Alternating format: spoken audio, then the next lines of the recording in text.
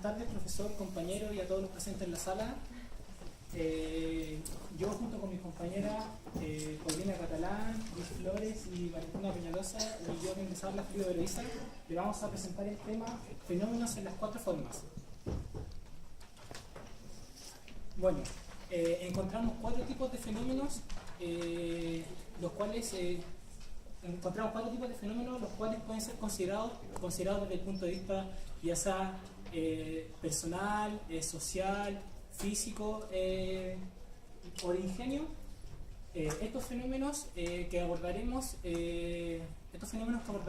tienen un carácter de mucha urgencia actualmente. Por lo cual nosotros como ingenieros debemos tratarlos de una manera rigurosa al momento de estudiarlos. Tras esto nacen ciertas preguntas que las voy a leer a continuación. ¿Cómo avanzamos hacia una nueva categoría de trabajo con el ser humano en libertad? ¿Cómo avanzamos configurando hábitos de estudios con el ser humano en libertad? ¿Y cómo avanzamos configurando nuevos hábitos de uso del agua con el ser humano en libertad? Todas estas preguntas van a ir siendo respondidas paso a paso en la presentación. Fenómeno del ingenio. Esto se caracteriza la lámpara, el ojo humano y el fuego. Bueno, en la lámpara, el punto es la intención o el interés que debe fijarse el investigador. Por ejemplo, en el estudio de la estática, una lámpara eléctrica se puede ver de dos formas. Por ejemplo, en el caso 1, que dice tomando al individuo como artefacto eléctrico. ¿Qué quiere decir acá? Que el sistema mayor se enfoca a la electricidad, el sistema medio a los cables o forma para conectar, y el sistema menor al fluido eléctrico. El otro caso que hay es tomando un interés estético. ¿Qué quiere decir esto? De la estructura. El sistema mayor sería la lámpara, el objeto, el sistema medio, los colores y su forma, y finalmente sería el tipo de dirección de su luz. Bueno, acá tenemos otro ejemplo que sigue el mismo sistema, pero ahora referido del ojo del ser humano. Bueno, la diferencia entre estos tres planos son la diferencia de amplitud lógica. ¿Qué quiere decir esto? Que este sistema no es solo en base a un objeto, sino que sirve para otro. Bueno, el estudio de la dinámica se dice que acá es cuando se comprende. ¿Por qué? Porque es la colocación del individuo en el espiral. El espiral nos enfoca en el tiempo, ya que cada individuo logra cambiar o modificarse a través del tiempo. Mandorla podemos precisar a los elementos que constituyen al medio y la pirámide a la catarsis y transferencia.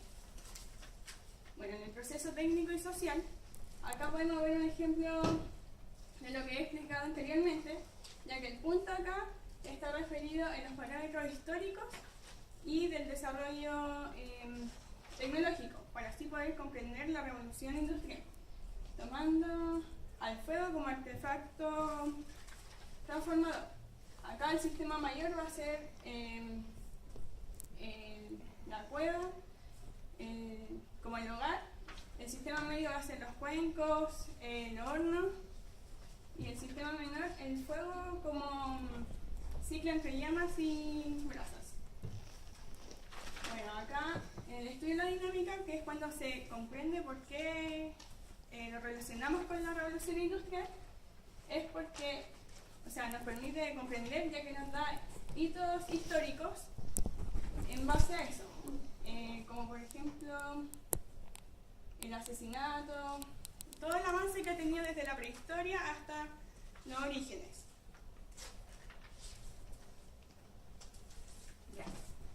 Profesor, compañero, yo les voy a hablar sobre el fenómeno social que es la pobreza.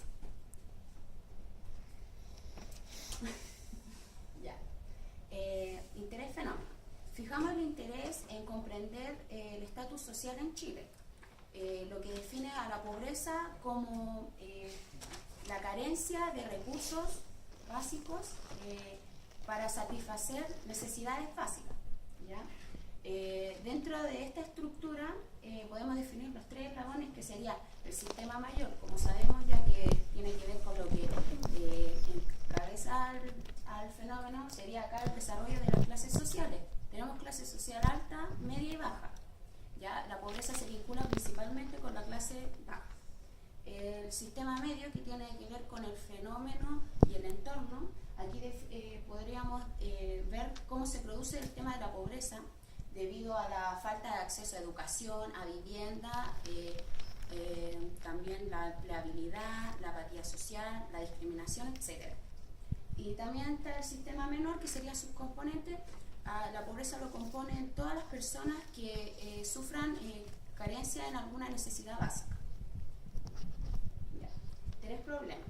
Bueno, a lo largo de la historia la pobreza ha sido una categoría de trabajo desde el año 300 por los romanos. Bueno, ellos crean el perfil del colono romano, que esta era la servidumbre europea, la cual está vinculada al campo y al sistema feudal. ¿Ya? Después, en 1600, con el Imperio Británico, también surge el trabajo asalariado. Entonces, esa idea se reparte para América, para Asia, para África y para las naciones de ese imperio. Ya, entonces nos surge la siguiente pregunta. ¿Cómo creamos una nueva categoría de trabajo basado en el trabajo creativo, libre y digno en un mundo acelerado por la revolución tecnológica? Ya. Bueno, en la historia de Chile se ha pasado por varias formas de vida, en donde podemos distinguir, según el modelo espiral, momento 1, el inicio, donde sería la conquista española, donde se forman las clases sociales que involucran a españoles, criollos e indígenas, siendo este último la clase con más precariedad. El momento 2 sería con la independencia, en donde igual no hubo muchos cambios, nomás se impone se genera que en las ciudades la gente que asienta ahí tiene mejores posibilidades que la gente que vive en el campo. Ya el momento 3 sería ya como el cambio más trascendental, que va desde el siglo XIX al siglo XX y ocurre por las grandes inmigraciones del campo a la ciudad, debido a que la ciudad otorgaba mayores posibilidades de mejorar la calidad de vida. Y el momento 4 sería desde fines de la década del 60 e inicios de la década del 70, con nuevas generaciones que impulsan grandes cambios sociales. Ya. Síntesis del ciclo. Pese al largo periodo del que hablé, no hubo mayores modificaciones. Por ejemplo, si lo llevamos a un plano de vivienda, partimos con que la gente tenía vivienda de conventillos, después pasaron a poblaciones callampa y terminaron en casas básicas, las cuales tienen casi los mismos problemas que las iniciales, pero sí con mayores posibilidades a mejorar.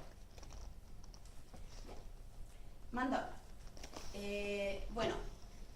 Al analizar la pobreza nos damos cuenta que este fenómeno también tiene relación, va abriendo relaciones con diferentes fenómenos.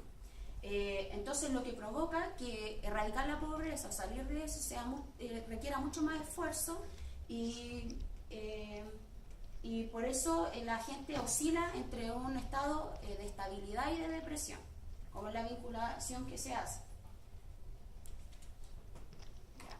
La pirámide. Esto tiene relación con el sistema menor del fenómeno y se refiere a que sus componentes son la relación entre los elementos que componen este fenómeno. Me explico. Por ejemplo, podría ser la educación, las oportunidades de vida, las necesidades básicas, la poca accesibilidad a estos recursos. Esto puede formar mi pirámide. Todo esto unido genera que la pobreza esté considerada en un estatus social bajo. El tercer fenómeno que vamos a abordar es sobre el aprendizaje personal. Este fenómeno lo vamos a abordar en base a las 4 formas que el sistema Pera, que el método Pera aplica, que son el punto, la espiral, la mandorla y la pirámide. Como punto tenemos que el interés fenómeno va a ser comprender el tema que será el objeto de estudio, y como fenómeno el aprendizaje universitario. De acá podemos desglosar que el sistema mayor va a ser el semestre de estudio como tal. El sistema medio, las relaciones con el entorno, ya sea con los padres, profesores, familia, etc.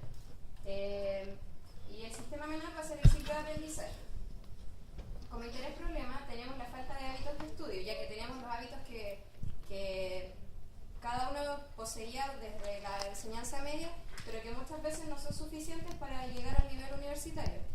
Y pues, o sea, en base a esto se genera la pregunta de cómo incorporar hábitos de estudio pertinentes al nivel y exigencia universitaria.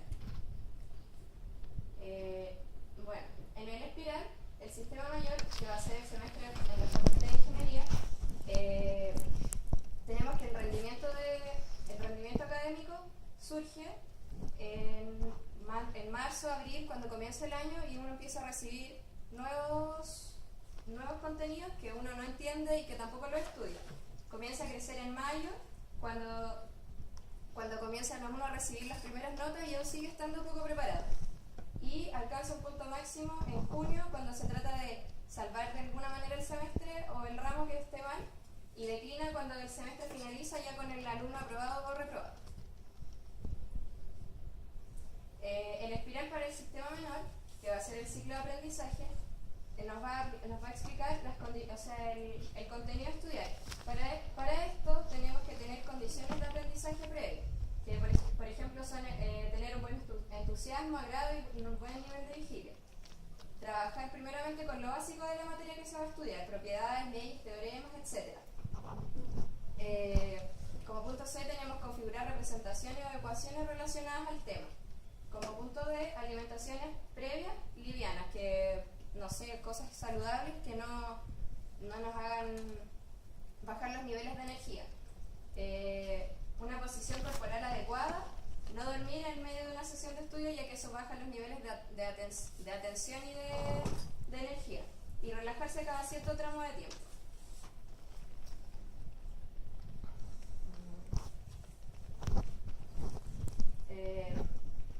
Como punto de vista del aviador, en la mandorla tenemos que las relaciones con el medio consumen tiempo, energía y recursos. Es decir, que tenemos que tratar de priorizar según el desarrollo, en el tiempo de desarrollo que esté el ciclo semestral, qué es lo que debemos o no debemos hacer. Y en el punto de vista del labrador, en la pirámide, nos dice que los componentes van trabajando y desarrollándose a medida que el ciclo semestral va avanzando, por lo que van desarrollándose los centros de respuesta, se agudizan los sentidos, mejora la velocidad de memoria y el futuro se ve más esplendoroso.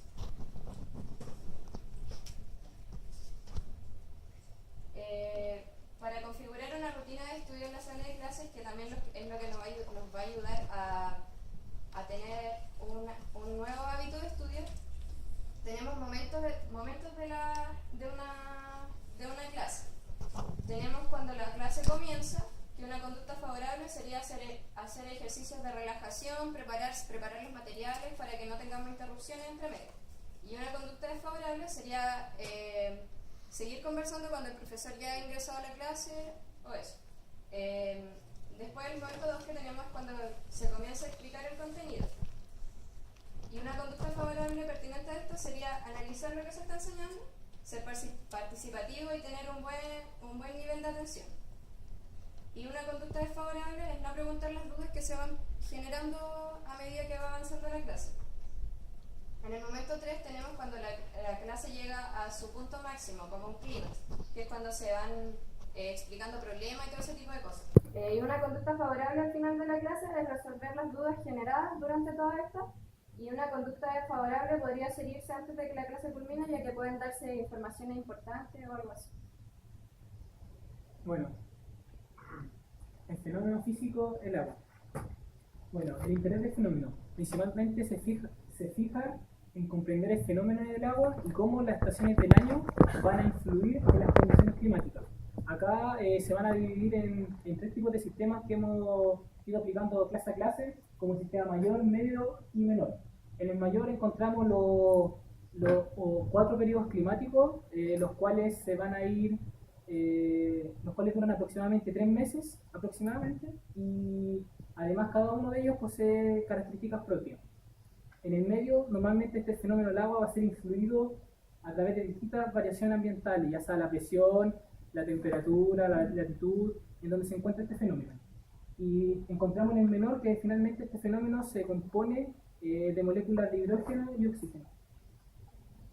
Bueno, ¿cuál es el interés del problema? es que el problema es que con el cambio constante que se está produciendo hoy en día del clima, se está produciendo una menor cantidad de agua limpia. Esto va a perjudicar principalmente para la población mundial, también para la agricultura y la ganadería. Entonces la pregunta que nos hacemos es, ¿cómo mejorar las condiciones en el ciclo del agua para optimizar los usos del agua limpia para así poder alimentar personas en ciudades, alimentar vegetales en la agricultura y alimentar ganado en la ganadería? Y acá, en el punto de vista del astronauta espiral, es cuando nos damos cuenta que estas estaciones del año corresponden a un ciclo específico, o sea, un orden que no se puede alterar. En este caso, como vemos en la imagen, primavera, verano, otoño, invierno, donde cada uno, como dije anteriormente, posee una característica propia. En este caso, en el verano, el día está más despejado, aumentan las temperaturas, se empieza a cosechar lo que fue sembrado meses anteriores. En cambio, en el otoño baja la temperatura, días más nublados, mayor humedad y empieza a llover de repente. En el invierno ya las temperaturas bajan completamente, empieza a llover constantemente, incluso en territorios nieva. Y en la primavera ya es como un clima más templado, donde empieza a florecer las flores y los árboles, etc. Bueno, Mandonga, acá nos damos cuenta nosotros principalmente que nosotros como seres humanos estamos siendo afectados o estamos dependiendo de las estaciones del año. Esto se ve claramente en el uso de la vestimenta, por decirlo así, como por ejemplo en el verano andamos con short, polera, pero en cambio en invierno siempre andamos con parca, suéter. También se ve que dependemos también en los alimentos que consumimos, ya que normalmente hay ciertos tipos de frutas que salen específicamente en ciertos periodos, por decirlo así. Y finalmente encontramos el punto de vista del labrador, en donde los componentes de este fenómeno del agua van a depender principalmente de las estaciones del año, por lo cual estas van a depender de los cambios climáticos que se van produciendo entre sí. Y también en dónde se encuentra este fenómeno, ya que se puede encontrar en los materiales, en la tierra, en los minerales, entre otras partes. Bueno, para finalizar, esta exposición nos permitía conocer las cuatro formas, los cuatro fenómenos ejemplificados en uno de ellos. O sea, nos permitió desde saber la historia del ingenio hasta el problema del agua. Y gracias, y ocupando el método PERA, que permitió mejor su comprensión y el análisis de cada punto y en realidad de cada idea que conlleva cada fenómeno.